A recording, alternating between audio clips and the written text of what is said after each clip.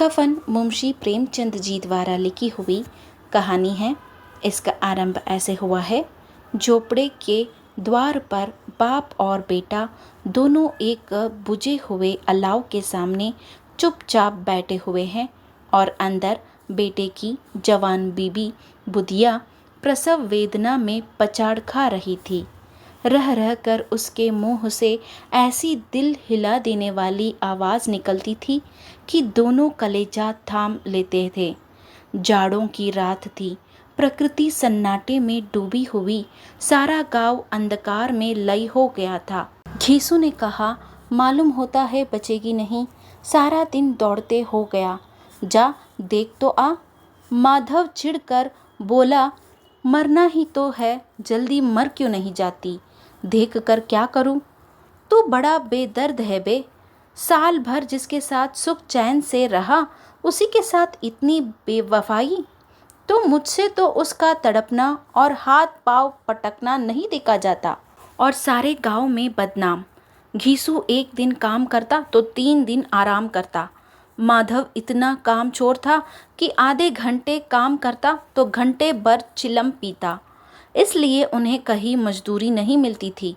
घर में मुट्ठी भर भी अनाज मौजूद हो तो उनके लिए काम करने की कसम थी। जब 2-4 फाके हो जाते तो घीसू पेड़ पर चढ़कर लकड़ियां तोड़ लाता और माधव बाजार से बेच लाता, और जब तक वह पैसे रहते दोनों इधर उधर मारे मारे फिरते।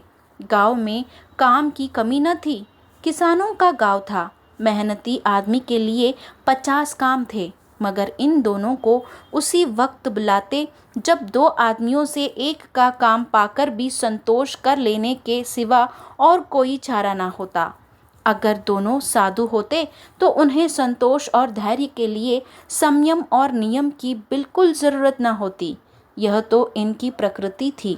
विचित्र जीवन था इनका। घर में मिट्टी के 2-4 बर्तन के सिवा कोई संपत्ति नहीं। फटे चीतड़ों से अपनी नग्नता को ढके हुए जिए जाते थे। संसार की चिंताओं से मुक्त, कर्ज से लदे हुए, गालियां भी खाते, मार भी खाते, मगर कोई गम नहीं। दीन इतने की वसूली की बिल्कुल आशा न रहने पर भी लोग इन्हें कुछ न कुछ कर्ज दे देते थे। मटर आलू की फसल में दूसरों के खेतों से मटर या आलू उखाड़ लाते और भून भान कर खा लेते, या 10-5 ऊख उखाड़ लाते और रात को चूसते। घीसू ने इसी आकाश वृत्ति से 60 साल की उम्र काट दी, और माधव भी सपूत बेटे की तरह बाप ही के पद चिन्हों पर चल रहा था, बल्कि उसका नाम और भी उजागर कर रहा था। इस वक्त भी दोनों अलाव के सामने बैठकर आलू भून रहे थे, जो कि किसी खेत से खोद लाए थे। घीसू की स्त्री का तो बहुत दिन हुए देहांत हो गया था। माधव का ब्याह पिछले साल हुआ था। जब से यह औरत आई थी उसने इस खानदान में व्यवस्था की नींव डाली थी, और इन दोनों बेगैरतों का दोजक भरती रहती थी।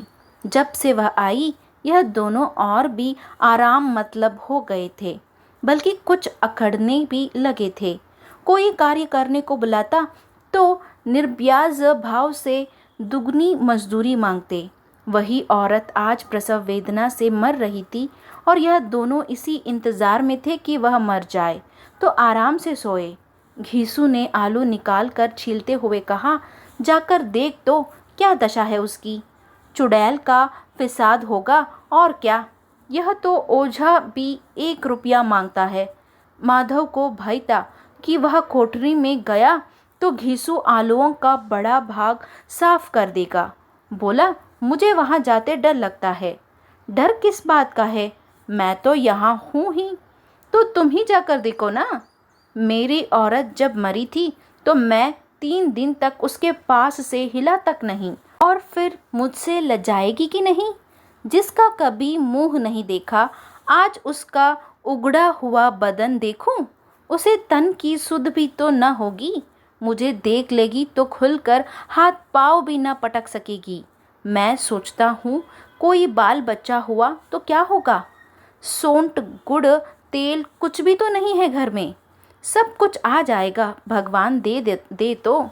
जो लोग अभी एक पैसा नहीं दे रहे हैं वे ही कल बुलाकर रुपये देंगे। मेरे 9 लड़के हुए, घर में कभी कुछ न था, मगर भगवान ने किसी न किसी तरह बेड़ा पार ही लगाया। जिस समाज में रात दिन मेहनत करने वालों की हालत उनकी हालत से कुछ बहुत अच्छी न थी, और किसानों के मुकाबले में वे लोग जो किसानों की दुर्बलताओं से लाभ उठाना चाहते थे कहीं ज़्यादा संपन्न थे, वहाँ इस तरह की मनोवृत्ति का पैदा हो जाना कोई अचरज की बात न थी। हम तो कहेंगे घिसू किसानों से कहीं ज़्यादा विचारवान था, और किसानों के विचार शून्य समूह में शामिल होने के बदले बैठकबाजों की कुत्सित मंडली में जा मिला था। हाँ, उसमें यह शक्ति न थी कि बैठकबाजों के नियम और नीति का पालन करता। इसलिए जहाँ उसकी मंडली के और लोग गांव के सरगना और मुखिया बने हुए थे, उस पर सारा गांव उंगली उठाता था।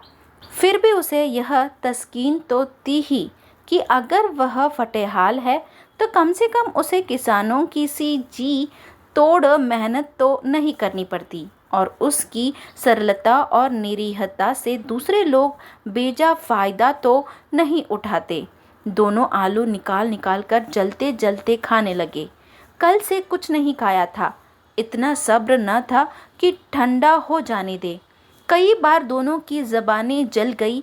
चिल जाने पर आलू का बाहरी हिस्सा ज़बान, हलक और तालू को जला देता था, और उस अंगारे को मुंह में रखने से ज़्यादा खैरियत